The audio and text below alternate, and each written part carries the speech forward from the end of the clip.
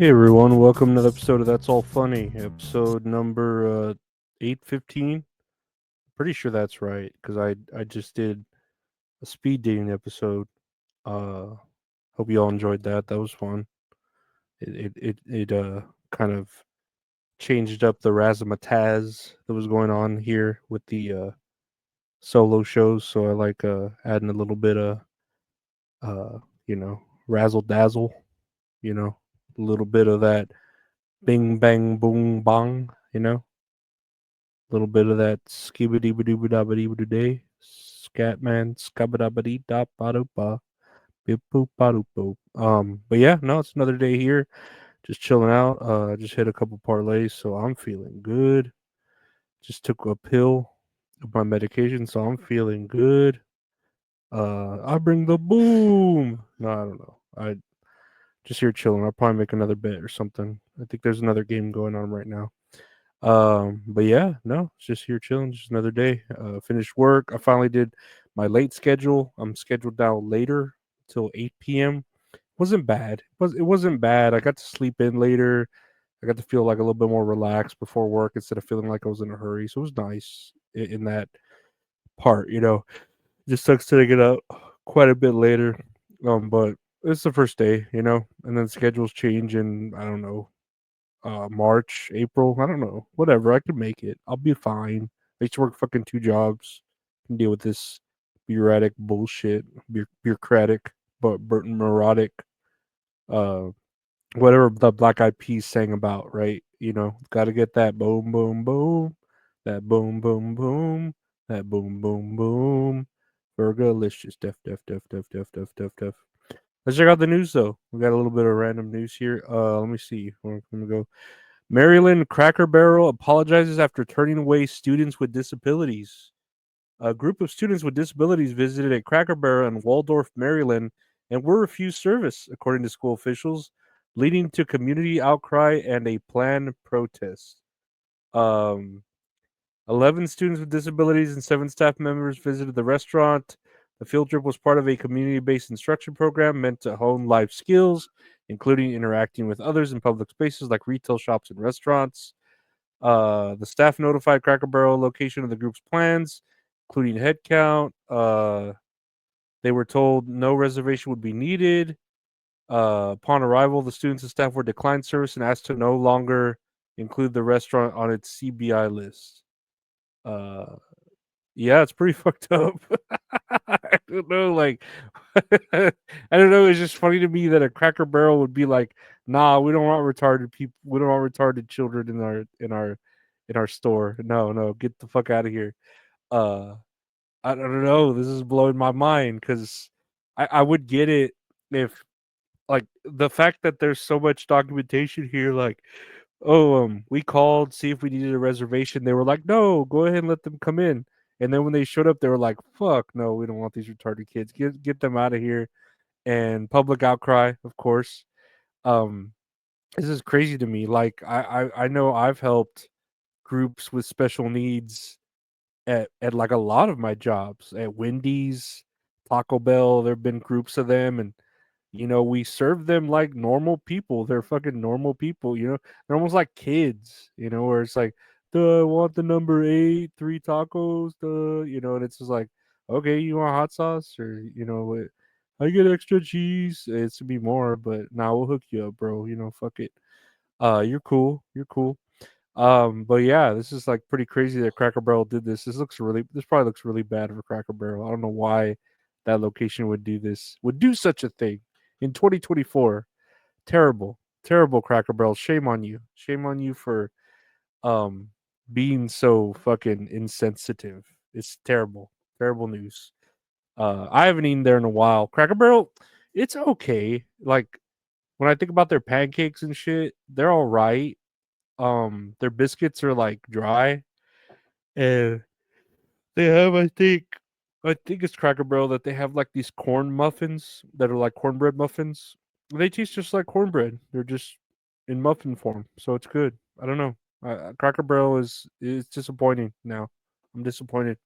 I don't care if you can play that little triangle riddle game that's like a Silent Hill puzzle. Fuck that shit. Fuck Cracker Barrel. Um, Next year on the news, polygamous sect leader who turned children into quote sex slaves gets 50 years in prison. That's quite the photo there. He looks kind of like George Lopez's best friend or something. A polygamous religious leader who claimed more than 20 spiritual wives, including 10 underage girls, has been sentenced to 50 years in prison for coercing girls as young as 9 to submit to criminal sex acts with him and other adults and for scheming to kidnap them from protective custody. It's always white dudes that do this shit. Look at this white dude. This like John and Kate plus 8 looking motherfucker. Like, I don't know. People are just sick, man. How they try to like, and then he says he's a cult leader, so of course he's all like religious, you know. So he's just gonna give this whole idea of like, well, it was God telling me to save these girls and have them be my underage wives along with my other 10 spiritual wives. White people are sick. I don't know, man.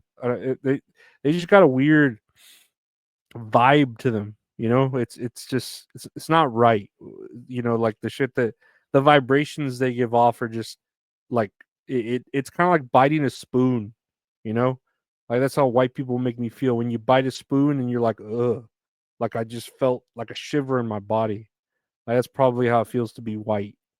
And I'm like, I'm not white per se. I'm white complected, but like natural white, like you know, fucking where you're born with a silver spoon in your mouth, you're probably biting down on that silver spoon, you know, and it gives you that weird vibe. And I'm gonna probably name the episode that biting down on the silver spoon.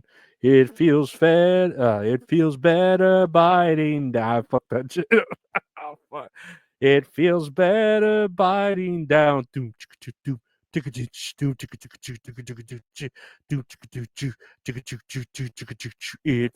better biting down.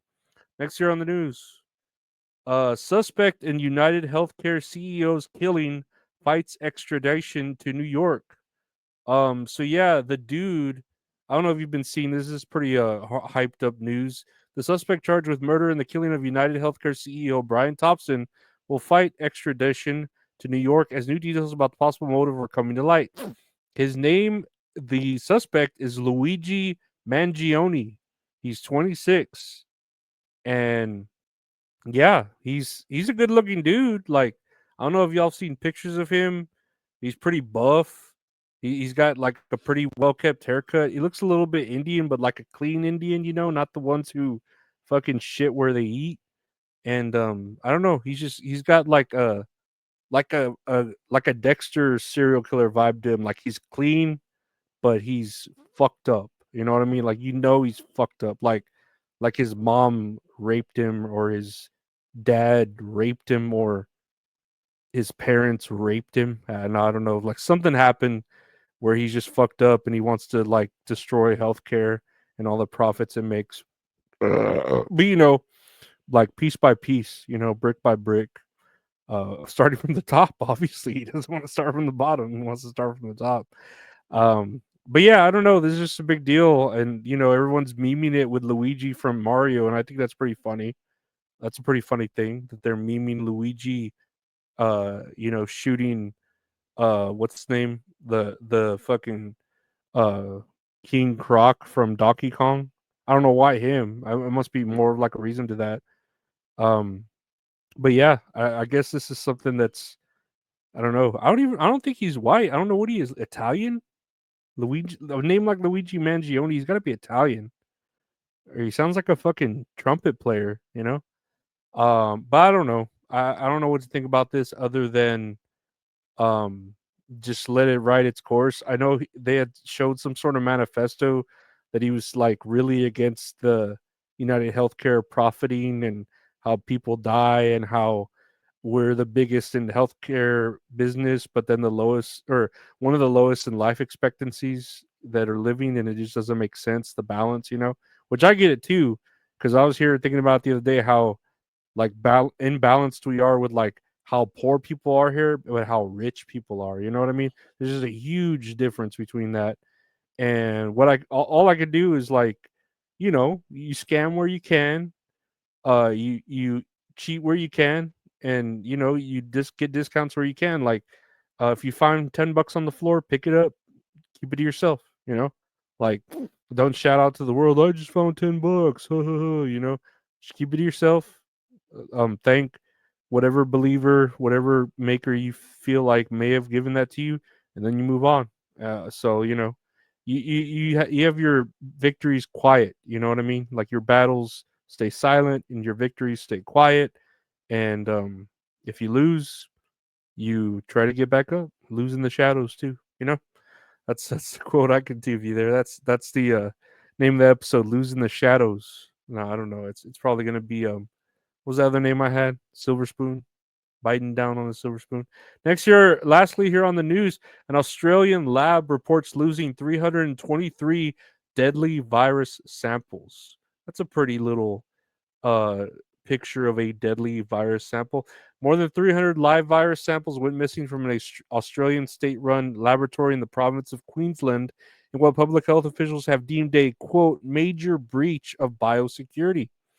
Queensland's Queensland Health Minister Tim Nichols announced Monday that his department is launching an investigation into the 323 virus samples that went missing from the state virology laboratory in 2021. Oh, this happened years ago after a freezer storing the samples broke down. Okay, this happened years ago, and now this is barely getting out. Breaches.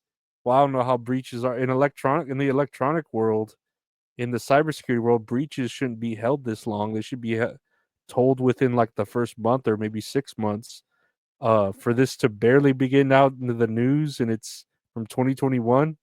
It's like, oh, we didn't want to shower the news stories with missing virus samples when a bigger virus was dealing with the people were dealing with a bigger virus. Um, I don't know. I don't know what to say about this. This sounds like what humans nowadays do.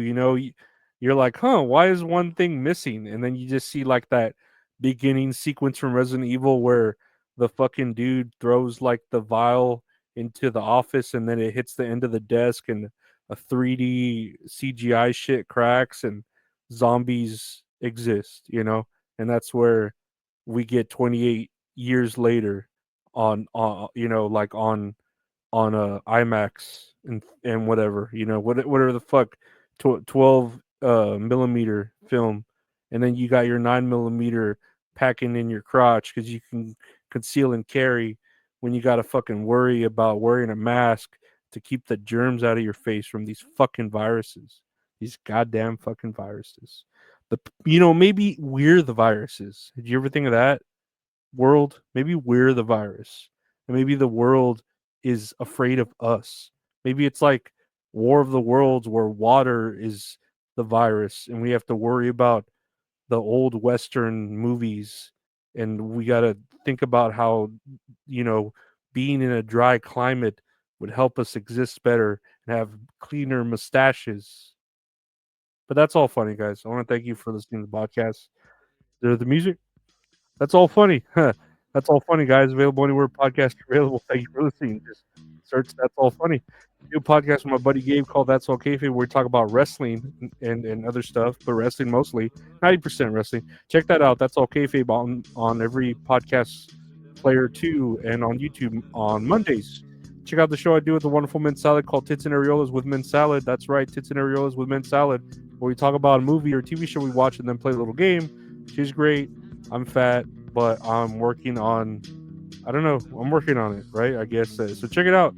Tits and Areolas with Mint Salad anywhere podcasts are available. If you want to watch video versions of all these shows I just mentioned, all three of them, check out the YouTube channel, youtube.com/@Lorenzo Areola. Got video versions of everything. If you want to help support the show, check out the Patreon, patreon.com/Lorenzo Areola. Got early episodes, bonus episodes, ad-free episodes, deleted episodes, bonus episodes, all that stuff. I got the donation links here right next to me where I'm moving my head. If you want to help my prescription pill fund, it really helps me afford prescription pills because I have to pay a 20% copay or something. And, sometimes they're expensive, but I need my pills to live. I need my pills to exist. Thank you, everyone, for listening. Thank you for liking, subscribing, rating, reviewing, sharing, and caring. Stay safe. Take care. Bye.